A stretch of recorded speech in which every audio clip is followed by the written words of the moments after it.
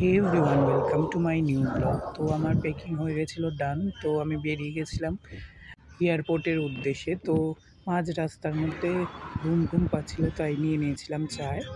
তারপরে রওনা হয়ে গেছিলাম এয়ারপোর্টের। কি সুন্দর রাস্তা, কারণ দিল্লির রাস্তাগুলি দেখো কি সুন্দর লাইট। তো পৌঁছে গেছিলাম টার্মিনাল 3-তে। তো আমার ফ্লাইট ছিল রাত্রেবেলা, ভোর 4:30টার সময় ছিল ফ্লাইট। তো পৌঁছে গেছিলাম আমি 3টা নাগাদে পৌঁছেছিলাম। তারপরে আমি বোর্ডিং করে নিয়েছিলাম। তারপরে ধীরে ধীরে সিকিউরিটি চেক করলাম, তারপরে বোর্ডিং করলাম। তারপরে সব কিছু করার পরে আমি দেখছিলাম আমার ফ্লাইটের টাইমিংটা আর গেট কোথায়। তো দেখো এই দোকানগুলি খুবই ভালো ছিল, খুবই সুন্দর ছিল। তারপরে আমি চলে গেছিলাম লাউঞ্জে, যেটা আমাদের 2 টাকা দিয়ে খাওয়া যায়। তো আমি আর আমার বন্ধু চলে গেছিলাম।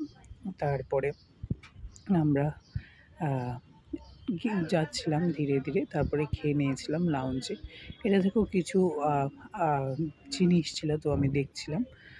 তারপরে অনেকটা তখন যে নাগাদ 4টা বেজে গেছিলো। তারপরে আমি ধীরে ধীরে যাচ্ছিলাম। তো সবগুলির মধ্যে কি করব, এত টাইম তো আছে, তো ঘুরে ঘুরে দেখছিলাম।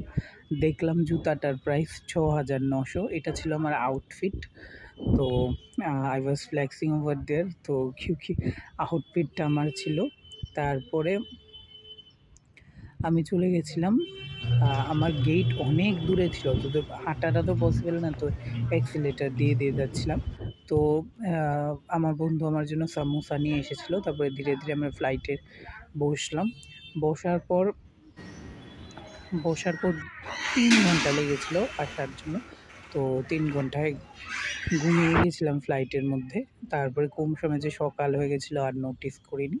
তারপরে ধীরে ধীরে আগরতলা ল্যান্ড করছিলাম অনেক দিন পর।